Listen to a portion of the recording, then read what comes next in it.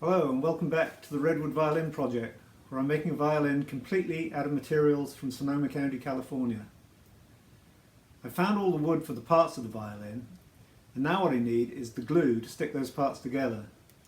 So in this video I'm going to be showing you how I made traditional glue from cows raised in Sonoma County.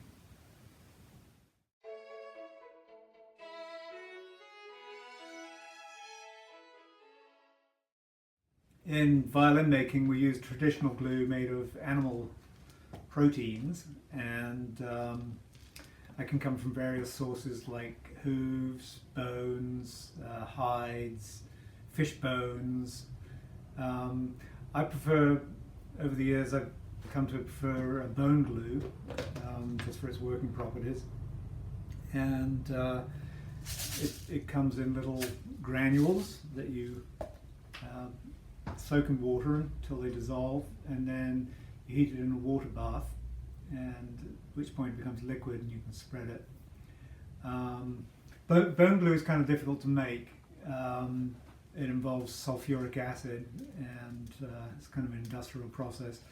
I've been on the internet. There's people making sort of survivalist kind of people making glues out of animal hides and tendons. The animal hide process is also fairly complex. I thought I'd go for the easy one, which is tendons. So I went down to my local butcher, Soko Meats, and I had them put aside some beef tendons for me. First thing I did was to separate the tendons from the other tissue. You particularly don't want any fat in the glue. I ended up with about a pound of clean tendons, which I cut up and put in a pan with some water. I heated the water to about 70 degrees centigrade, which is less than simmering, so it's important not to let the water get too hot because that can denature the proteins. After a couple of days of low temperature cooking, I strained off the gel through a paper towel and into a cookie tray. I left that gel out to dry, and after about 5 days I had some nice hard glue flakes. You want that glue dry for storage, but to use it you have to rehydrate it. So you just take a few flakes and put them in a jar with some water and let them soak for about an hour.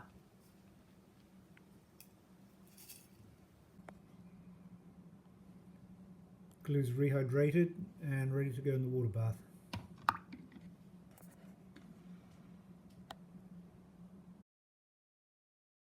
So while I was at it, I decided to make a second batch of glue for comparison out of Rawhide.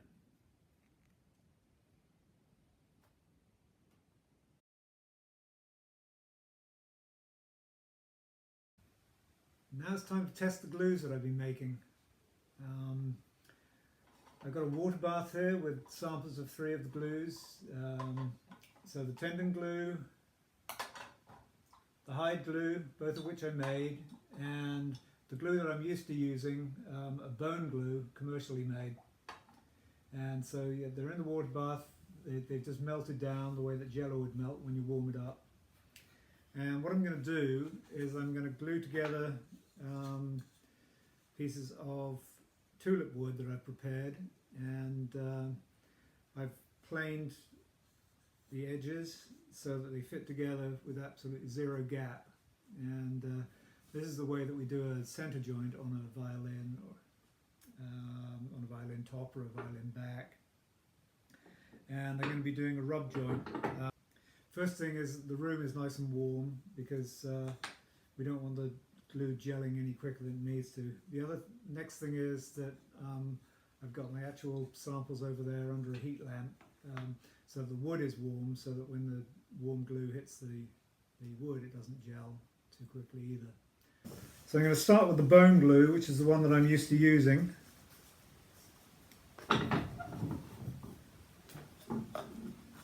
Set it in the vise, and I can take this out of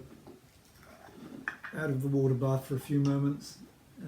It's not going to cool that quickly. So this is the bone glue. What I'm going to do is I spread it on each edge, each of the 2 edges that I want to glue, that one. And what you have to do what they taught me in school. You've got to apply the glue 3 times and rub it in. And when I left school, I thought that's a whole load of hooey. You don't need to do that. So I stopped doing it, and I had a joint fail on me, and I went back to doing it. I think what it does is it drives the glue into the wood. So on the third one, I'm not going to rub as hard because I don't want to rub all of the glue out of the joint. And at a certain point, the glue just grabs like that.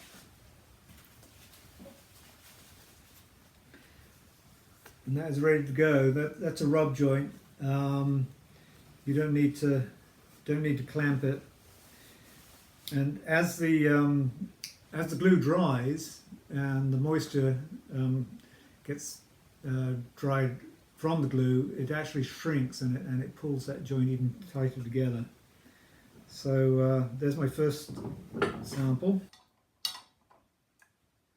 So next I have my hide glue, and this is the one that's made out of the Good Lovin' Dog Chews, traditional handcrafted beef hide.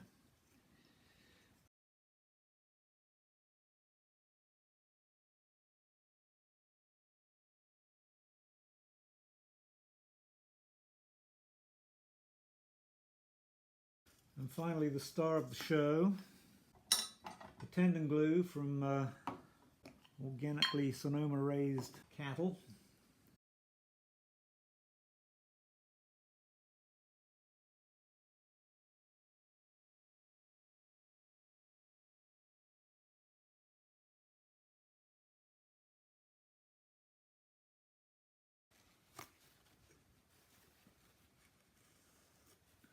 It's good to go. Going to leave that right there, and I'll be back tomorrow to see whether we have a workable glue. The 3 glue samples have been drying for 24 hours, and now we're ready for testing. And I'm going to start with the glue that I'm used to using, the bone glue, and see how that does. So what I'm going to do is just flex it with my hand, and that's going to put the most strain. It's going to be right in the middle where the glue joint is, so we'll see how well it holds up. Okay, here we go, the first one. I'm just going to bend it, and the wood's bending, and oh, good. So it's broken. There's the glue joint, and the break is not at the glue joint. That's what we want to see. So that's a glue that's stronger than this poplar wood.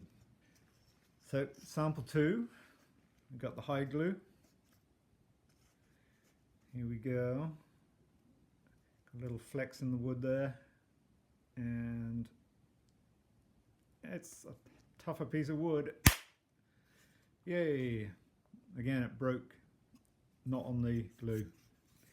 Hide glue is good.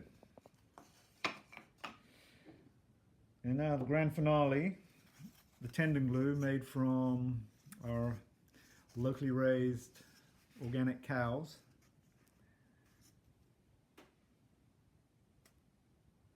And bending. Yay! It's another, that's a relief. I have to say I had some worries about the tendon glue. But this proves to me it's going to be strong enough. The violin is not going to fall apart in the middle of a concert.